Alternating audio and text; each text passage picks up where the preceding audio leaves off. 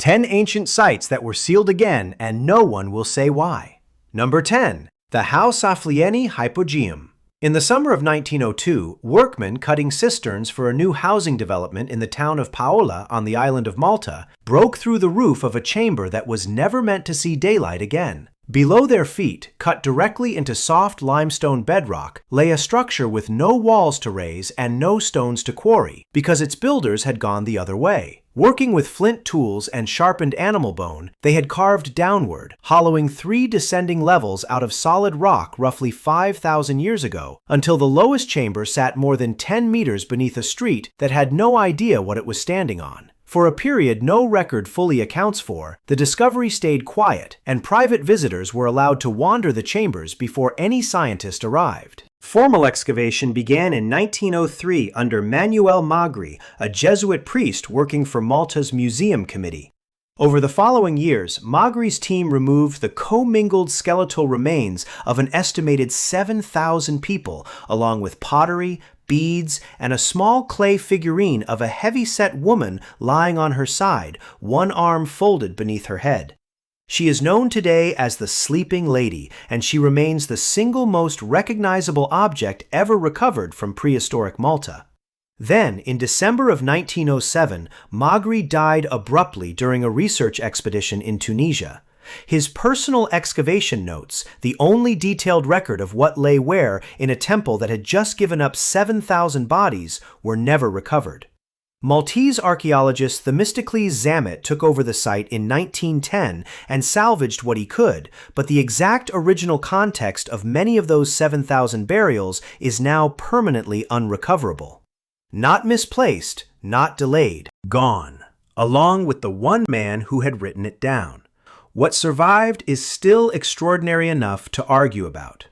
Deep inside the complex sits a carved recess known as the Oracle Room, and researchers who have tested its acoustics have measured a resonant frequency close to 110 Hz humming inside it, a pitch low enough to feel in the chest rather than simply hear, produced when a male voice speaks into a niche cut into the rock at a specific angle.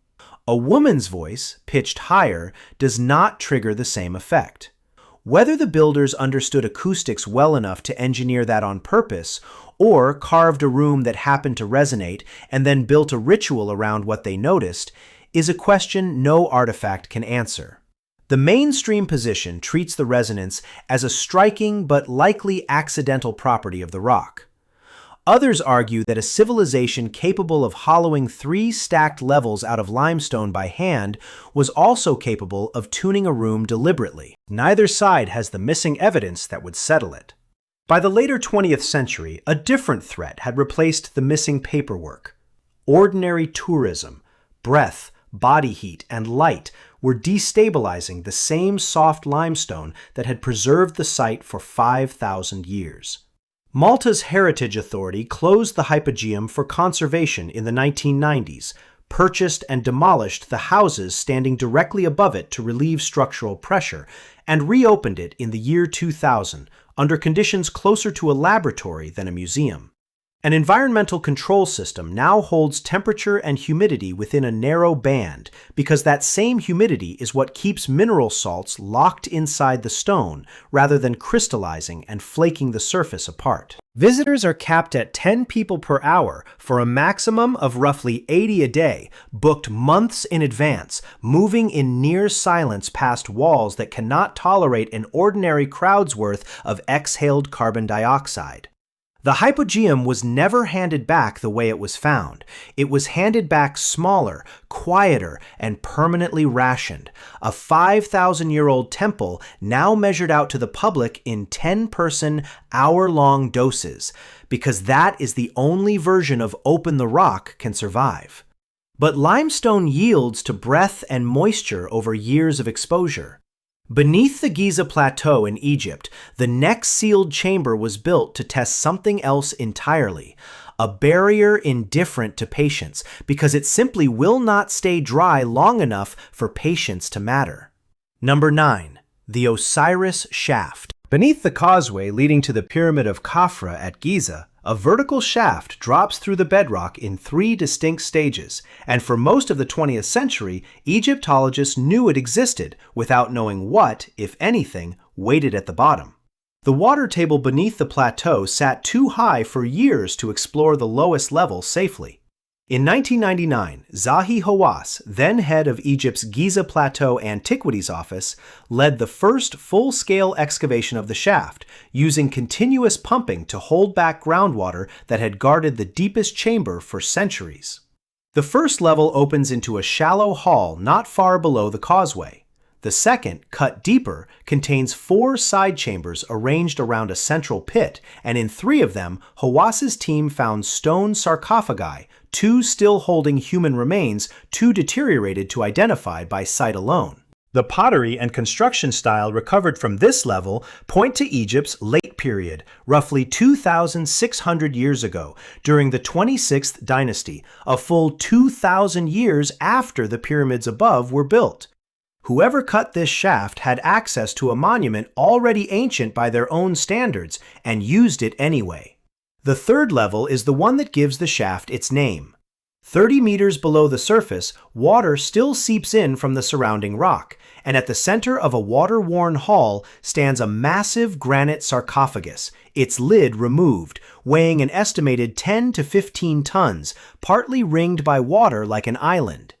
In Egyptian myth, Osiris, god of the underworld and of resurrection, was murdered, dismembered, and reassembled on a mound surrounded by the primeval waters of creation.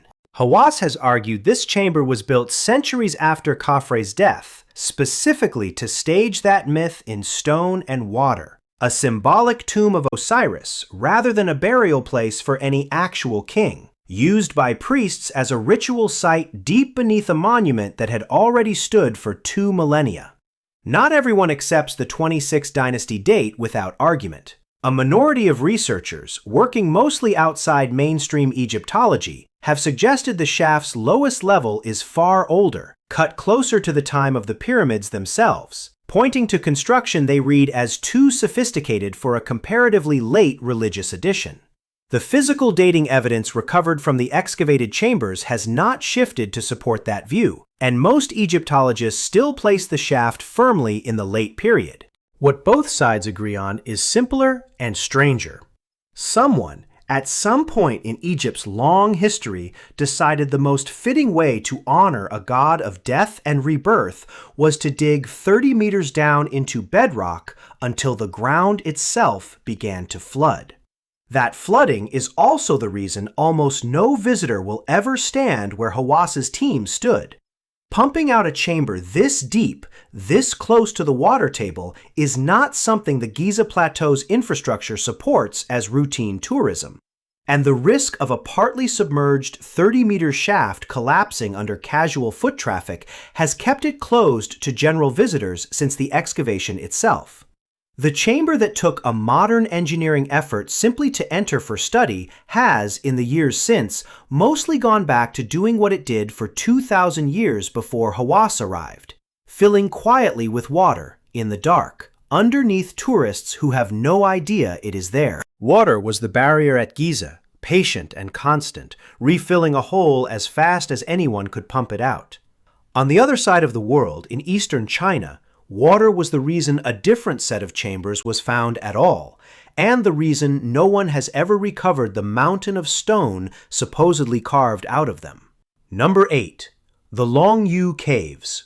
In June of 1992, villagers in Longyou County in China's Zhejiang province decided to finally answer a question about a set of ponds their families had avoided for generations.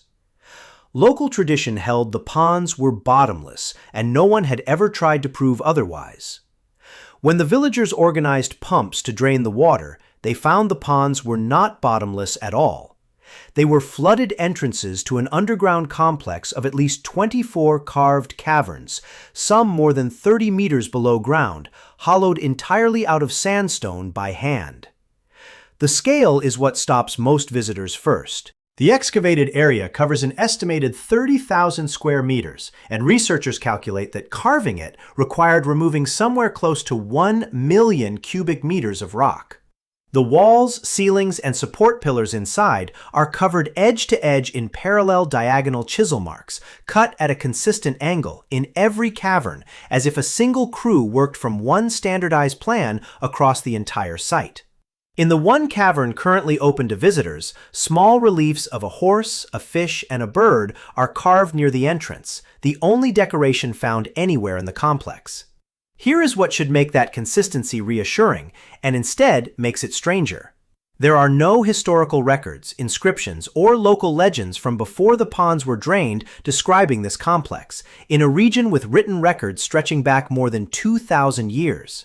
Pottery fragments recovered from inside the caves date activity at the site to roughly between 91 and 48 years before the Common Era, around the reign of Emperor Xuan of the Western Han Dynasty, which tells researchers when people were using the space, but not who first carved it or when.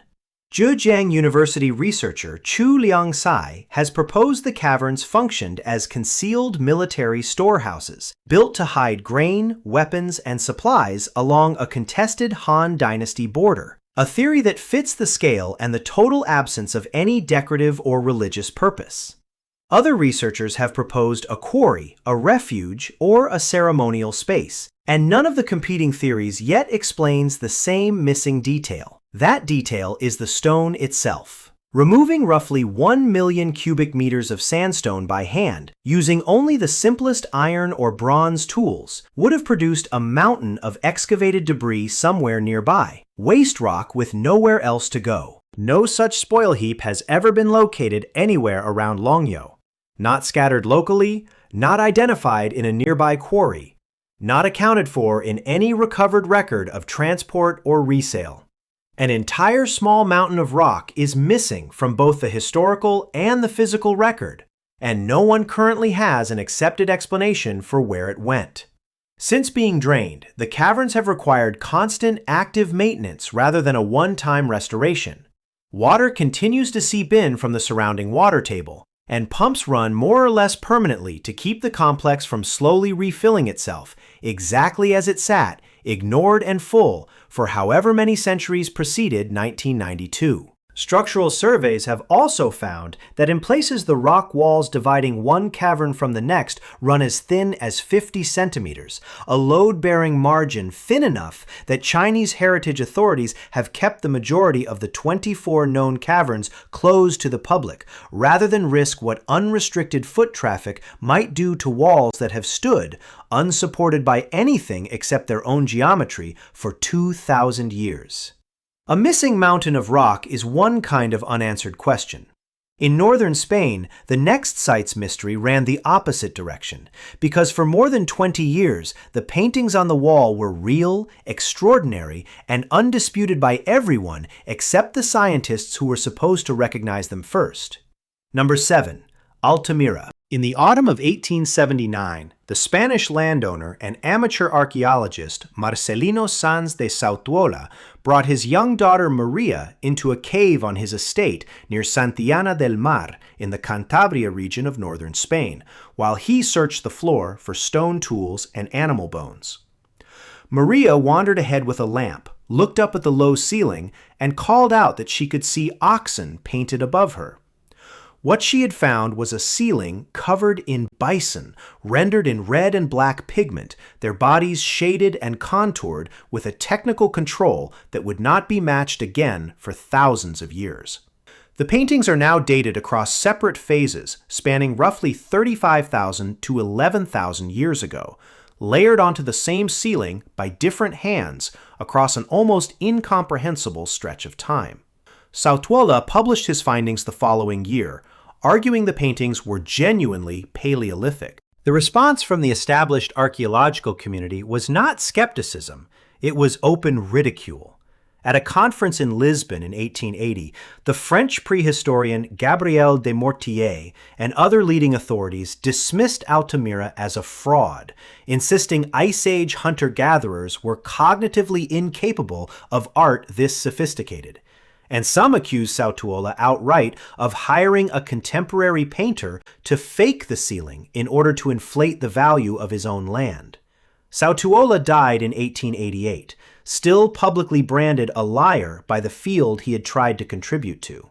Vindication came in 1902, 14 years too late for him to hear it, when French archaeologist Émile Cartaillac, one of Altamira's original and most influential skeptics, published a formal retraction in the journal L'Anthropologie under a title that has followed him ever since, Mea Culpa of a Skeptic. The cave that once could not get anyone to believe it was real spent the following century fighting the opposite problem.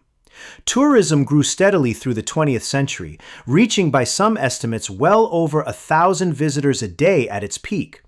And the paintings began visibly deteriorating under the same ordinary human presence that had doomed Lascaux in France. Altamira closed to the public in 1977, reopened in restricted form in 1982, and in 2002, following a study by microbiologist Cesario Saiz Jimenez and colleagues at Spain's National Research Council, documenting bacterial and fungal colonies actively consuming the pigment, closed again.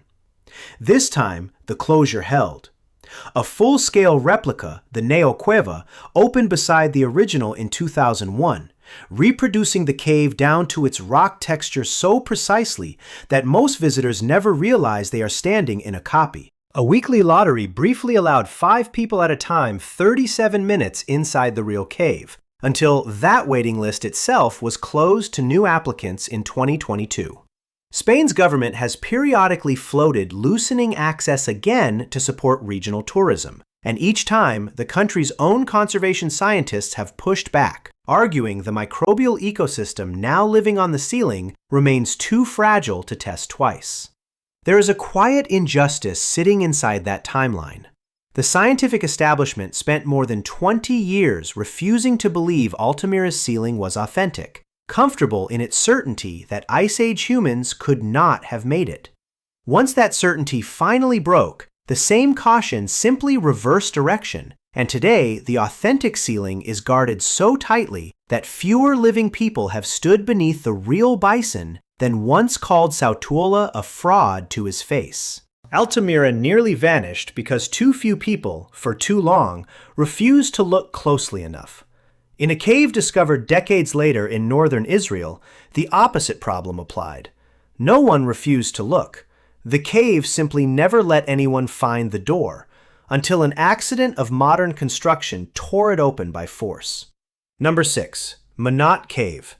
In 2008, a construction crew laying sewage lines for a housing development near Israel's border with Lebanon drove a bulldozer blade through what they assumed was ordinary bedrock. It was not bedrock. It was the roof of a limestone cave sealed shut by a rockfall for longer than anyone could immediately estimate. Its entrance erased from the surface so completely that no one nearby had ever suspected it was there. Archaeologists from the Israel Antiquities Authority, Tel Aviv University, and Ben Gurion University began systematic excavation in 2010, and the cave has been under near continuous study since. Its first major result arrived in 2015, when a team led by Israel Hershkovitz of Tel Aviv University published an analysis in the journal Nature of a partial skull recovered from the cave floor. Uranium-thorium dating placed the skull, now known as Manat 1, at approximately 54,700 years old, give or take roughly 5,000 years. Its shape resembles later modern human populations rather than Neanderthals, making it one of the oldest anatomically modern human fossils ever found outside Africa, from a period when modern humans and Neanderthals are known to have shared the same stretch of the Levant at the same time. The cave kept producing evidence that pushed its significance further.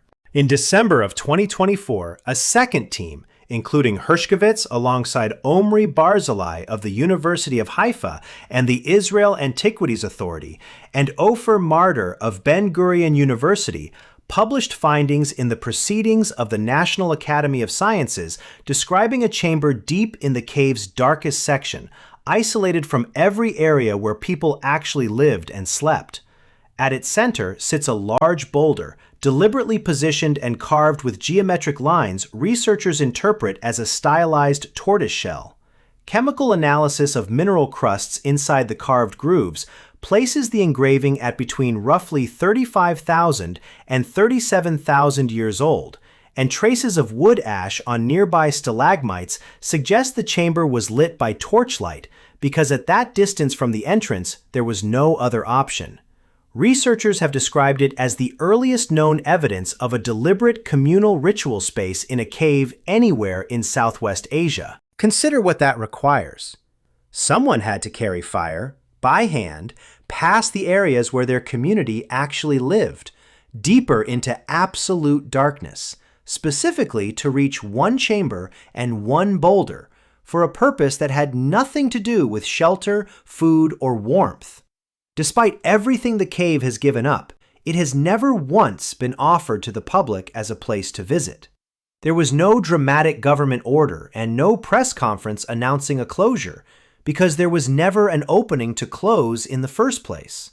From the day the bulldozer broke through in 2008, access has been restricted to permitted research teams working scheduled excavation seasons, a policy justified by the same two facts that made the cave significant to begin with: a floor still being excavated for archaeological material, and a system of stalactites and stalagmites too fragile to survive uncontrolled foot traffic. The cave was sealed by geology for tens of thousands of years, opened by accident in a single afternoon, and has been kept closed by policy every day since, without a single member of the public ever being allowed past the point where a bulldozer first broke through. Manat stayed shut to protect what scientists were still pulling out of the ground. On the northern coast of Peru, the next site stayed shut for a colder, more practical reason.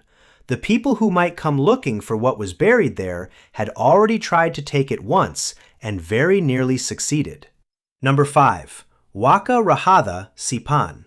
In February of 1987, police near the town of Sipan on Peru's arid northern coast received a tip that local looters, known in Peru as huaqueros, had broken into a pre-Columbian burial mound called Waka Rahada and were pulling gold out of it faster than anyone could stop them. Archaeologist Walter Alva, then director of the Bruning Museum in nearby Lambayeque, arrived to find a looter's tunnel already driven deep into the mound, and evidence that a violent dispute over stolen gold had broken out among the looters themselves days earlier. Alva later judged the site had come within days, not weeks, of being stripped entirely and lost to the black market. Working quickly, and with moche specialist Christopher Donnan of the University of California, Los Angeles, Alva's team excavated what the looters had missed: an intact royal tomb belonging to a moche ruler who died roughly 1,700 years ago, buried in gold and silver regalia, a feathered headdress, and ceremonial weapons, with a young male retainer laid beside him whose feet had been deliberately removed before burial, apparently so he could never leave his ruler's side in death. The find, now known as the Lord of Sipan, remains one of the richest intact royal burials ever excavated anywhere in the Americas, and it triggered decades of further work at the site, uncovering the tombs of an earlier ruler and a high-ranking priest in the years that followed. Here is the detail most visitors to the site museum never think to ask about. Waka Rahada consists of two large, heavily eroded pyramid mounds, and the tombs excavated so far, remarkable as they are, come from a comparatively small portion of the total structure.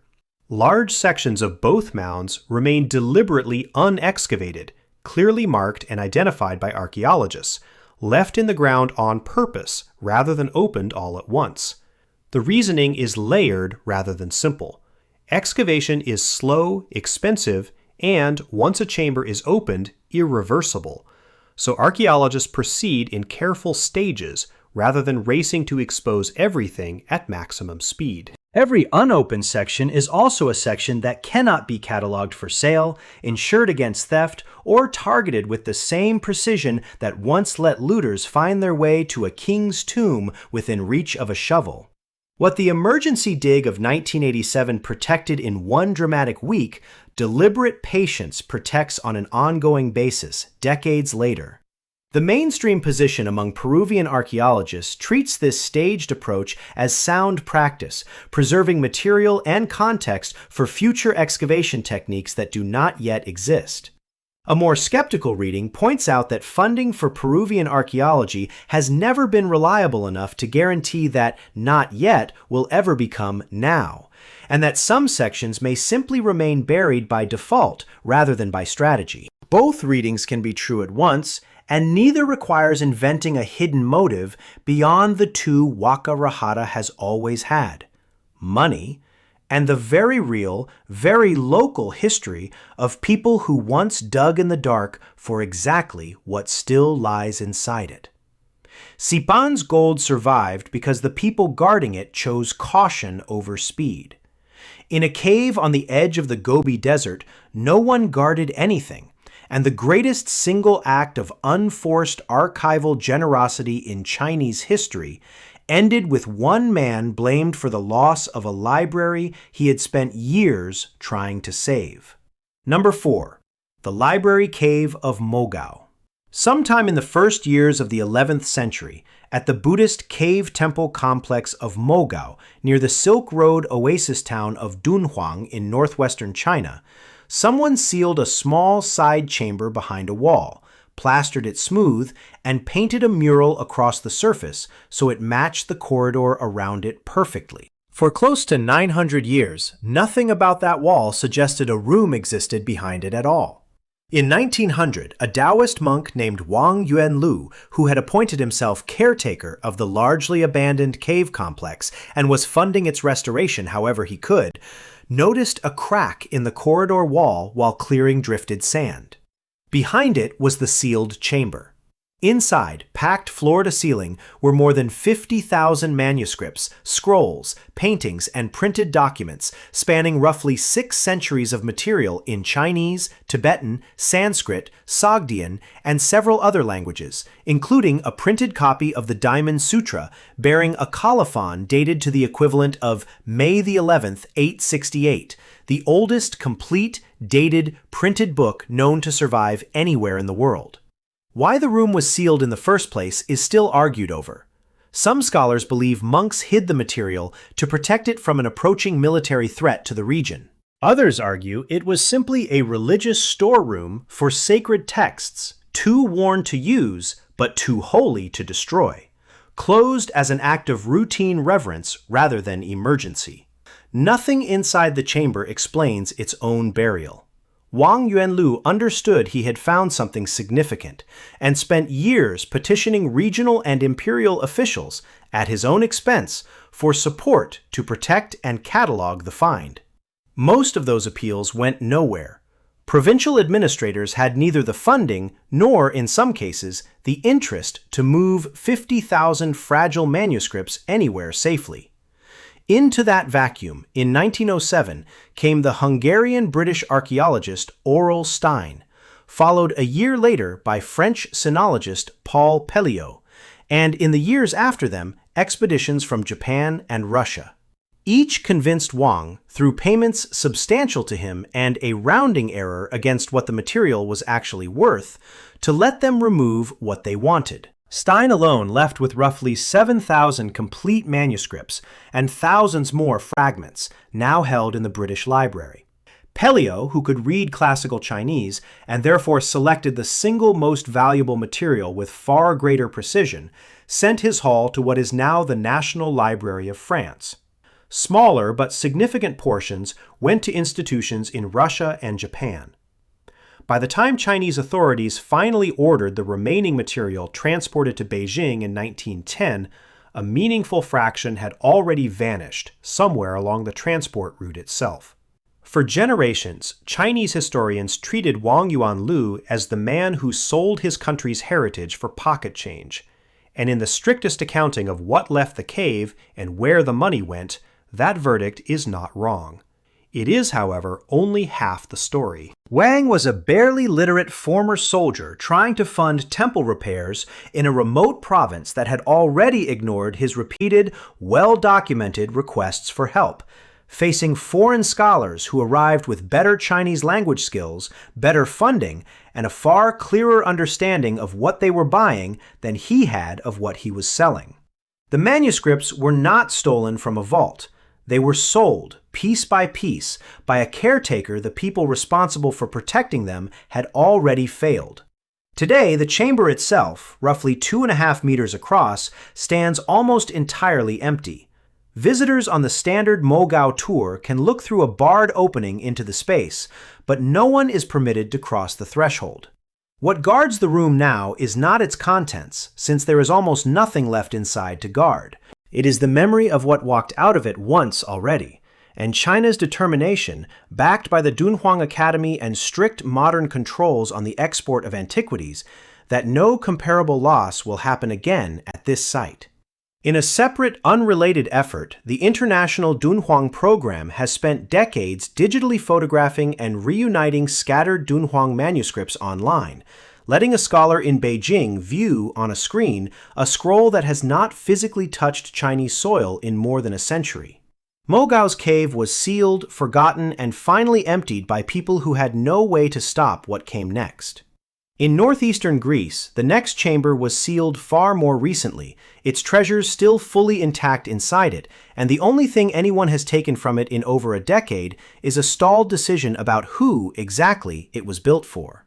Number 3. The Casta tomb at Amphipolis. In 2012, Greek archaeologist Katerina Peristeri announced that a burial mound near the ancient city of Amphipolis in the Macedonia region of northeastern Greece was far larger than anyone had previously assessed, a tumulus ringed by a marble wall nearly 500 meters in circumference, the largest funerary monument ever identified anywhere in Greece. Excavation accelerated over the following 2 years, and in August of 2014, Peristeri's team finally broke through into the monument's interior. What they found matched the scale outside it: 2 marble sphinxes flanking the entrance, 2 life-sized caryatids guarding an inner doorway, and, deeper still, a mosaic floor depicting the god Hades abducting Persephone by chariot, rendered in colored stone with a level of craftsmanship usually reserved for royal commissions. In the tomb's innermost chamber, excavators recovered the skeletal remains of 5 individuals: a woman who died in her 60s, 2 men in early middle age, a newborn infant, and the cremated remains of a 5th person whose age and sex could not be determined. The monument's scale and decoration point clearly to the final years of the 4th century before the Common Era, in the turbulent period immediately following the death of Alexander the Great, when his former generals were fighting one another for control of the empire he left behind. Despite years of forensic analysis, none of the 5 identities has been confirmed. The absence of a name has not stopped anyone from proposing one. One prominent hypothesis holds the tomb honors Hephaestion, Alexander's closest companion and second in command, whose death Alexander mourned with famously excessive empire-wide grief. Other researchers point out that Hephaestion died several months before Alexander himself, and question whether a monument this politically loaded could have been completed, let alone authorized, in the chaos that followed. The lead archaeologists on the project have stated plainly that no physical evidence directly ties Hephaestion's remains to this specific grave. A separate line of speculation has focused on the older woman's skeleton, proposing she could be Olympias, Alexander's mother, murdered years after her son's death during the same succession wars the tomb's construction seems to belong to. Both theories remain exactly that, theories, argued from circumstantial fit rather than confirmed evidence, and the site's own excavators have been notably reluctant to publicly endorse either one. What has kept the Casta tomb closed to the public for more than a decade has nothing to do with any of that unresolved debate. The monument sat exposed to weather and structurally unstable for years after excavation, and Greece's prolonged financial crisis through the 2010s left successive governments unable to fund the kind of careful restoration a monument this old actually requires. That changed only recently.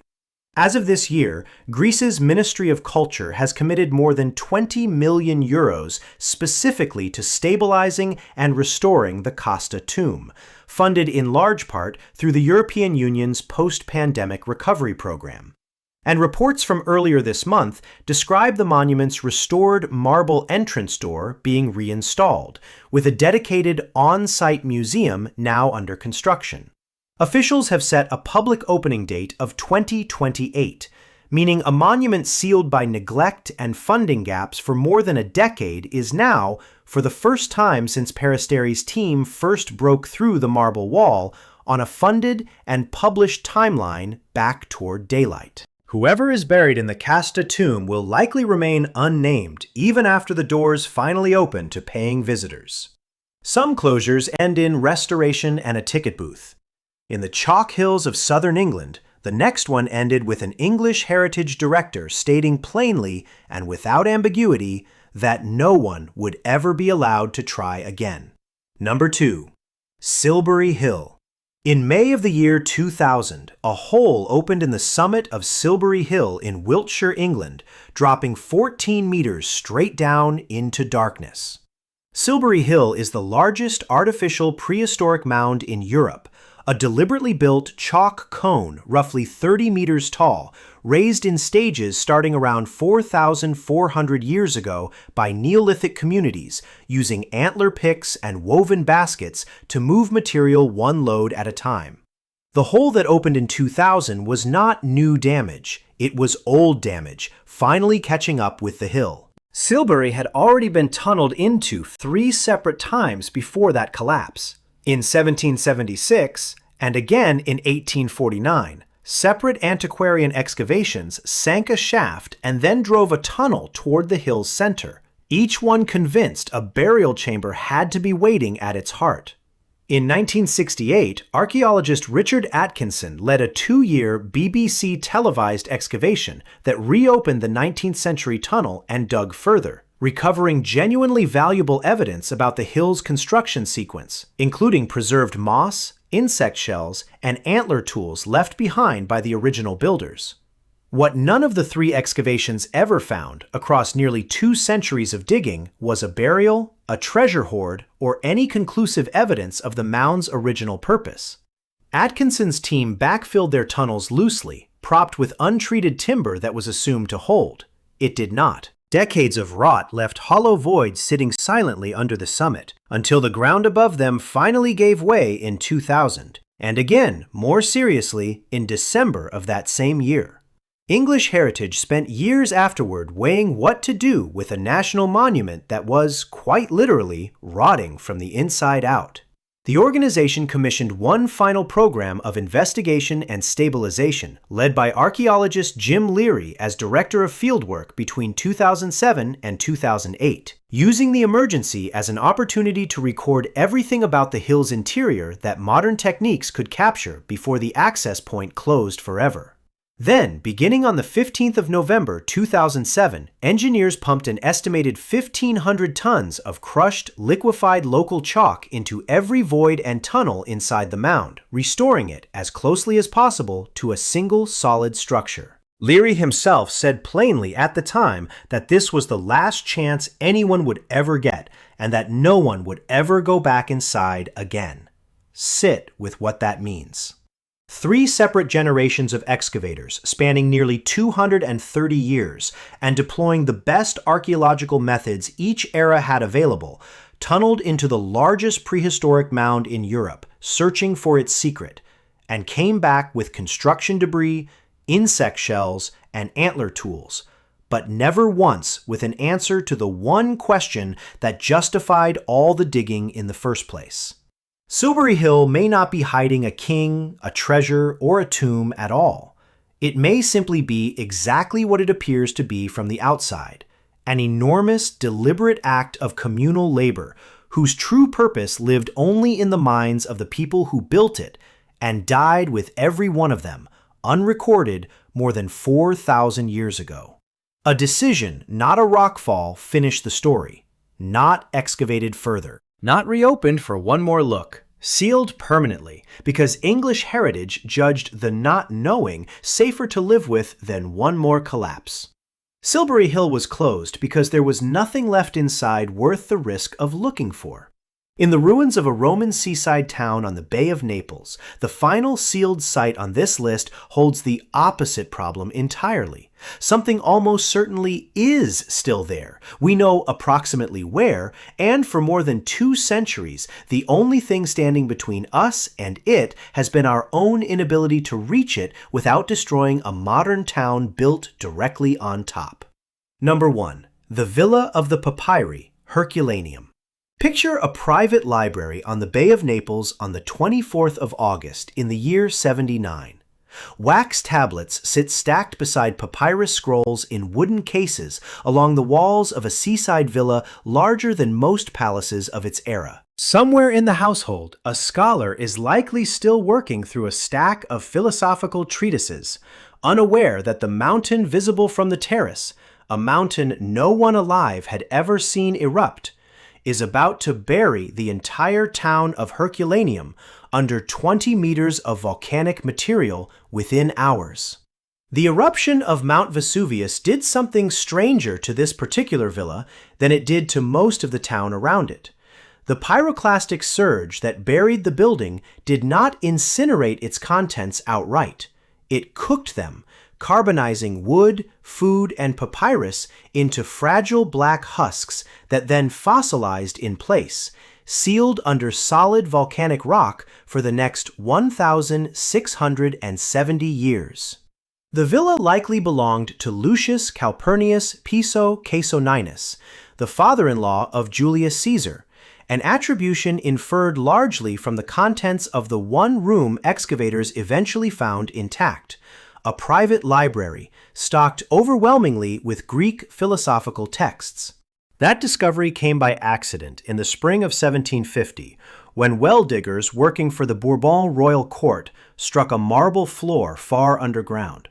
Swiss military engineer Karl Weber took over the excavation that same year, directing crews of convicts through hand-dug tunnels bored straight through solidified volcanic rock. Between 1752 and the project's suspension in 1761 over fears of toxic gas in the unventilated shafts, Weber's tunnels produced more than 1,800 carbonized papyrus scrolls, along with bronze and marble statues, now ranked among the finest Roman-era sculpture ever recovered. Early attempts to physically unroll the scrolls shattered most of what was tried. The material had roughly the structural integrity of burnt newspaper. The tunnels were then abandoned, collapsed, and lost again for close to 2 centuries. Renewed excavation in the 1980s and 90s, digging down from ground level rather than tunneling blind, exposed enough of the actual structure to reveal something Weber's crews never grasped. The villa is far larger than the tunnels ever suggested, with at least 2 additional lower floors still unexcavated, and its main library, the room that likely held the villa's largest collection of texts, has never been located at all. It is presumably still down there, sealed exactly as the smaller side room was. Consider the implication. If one side room held 1,800 scrolls of largely secondary philosophical material, a dedicated main library in the same villa could plausibly hold several times that number. Complete lost plays, complete lost histories, entire philosophical schools known today only through hostile summaries written by their enemies, personal letters, perhaps nothing more dramatic than a household account written on the back of something priceless. All of it simply gone from human knowledge, unless it is still sitting under Ercolano, waiting. Francesco Serrano, director of the Herculaneum Archaeological Park, has been unambiguous about why no one is digging for it now. Reaching the villa's lower floors would require demolishing at minimum 7 modern houses, a police station, and quite possibly the town hall of Ercolano, the modern town built directly on top of the ancient one. Serrano has put the realistic cost at roughly 150 million euros before any legal battle over the forced demolition of occupied homes. The last great unopened library of the ancient world is blocked in practical terms not by rock, myth, or curse, but by zoning and by families living in houses that would need to come down first.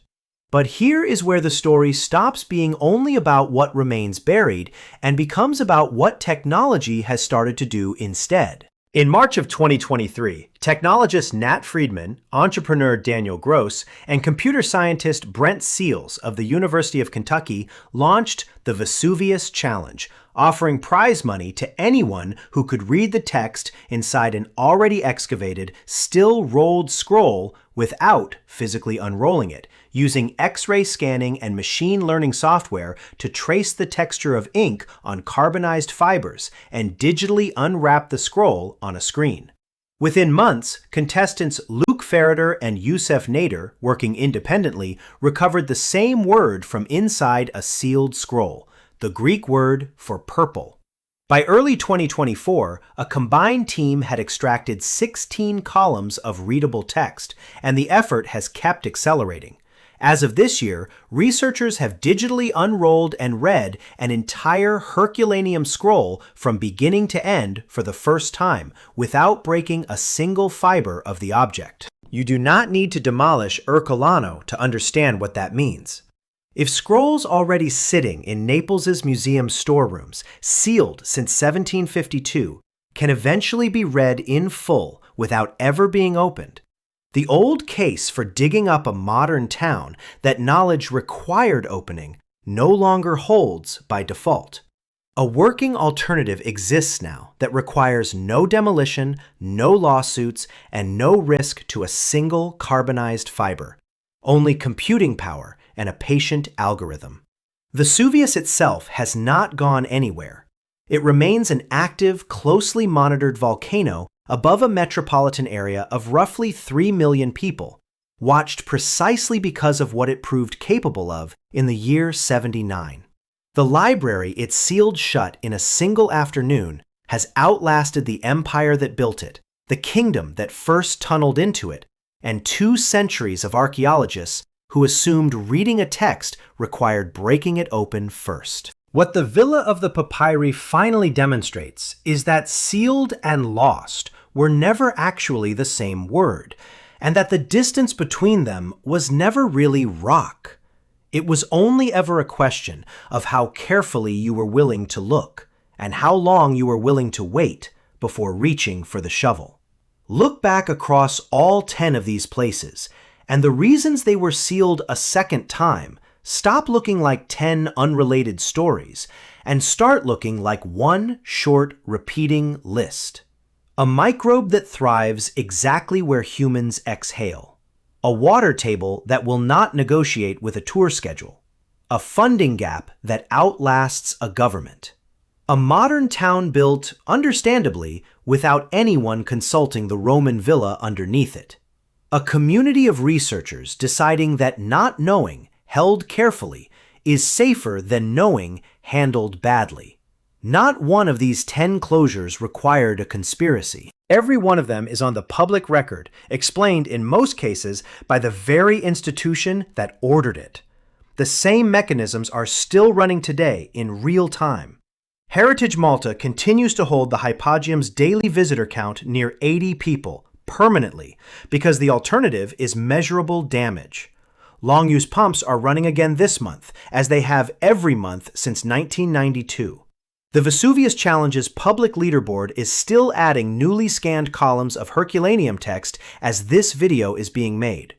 Amphipolis's restored marble door was reinstalled only weeks ago on a published schedule aiming for public visitors in 2028. Minot Cave's excavation seasons continue on the same restricted, permit-only basis they have used since 2010. What connects a Jesuit priest's lost notebook, a Taoist monk's ignored letters, and a Greek ministry's €20 million restoration budget is not mystery. It is the same decision, arriving in 10 different centuries and at least 6 different languages. A group of people standing over something extraordinary, concluding that the responsible next step was not further access, but less of it. That conclusion will keep being reached on sites not yet found, by people not yet born into the field that will have to make the call. Some will choose to keep digging. Some will choose exactly what the 10 places on this list chose, and from the outside, that choice will look like an ending. It rarely is one. Sealed is not the same word as finished, and these 10 sites prove it 10 different ways, with chalk, with water, with a locked ministry budget, with an algorithm reading a scroll no living person has ever touched. The truest measure of what a civilization has learned may not be how much of the past it has managed to dig up. It may be how precisely it can now explain, out loud, exactly why it chose to stop. If you want to see more videos like this, click the video on screen now and make sure to subscribe.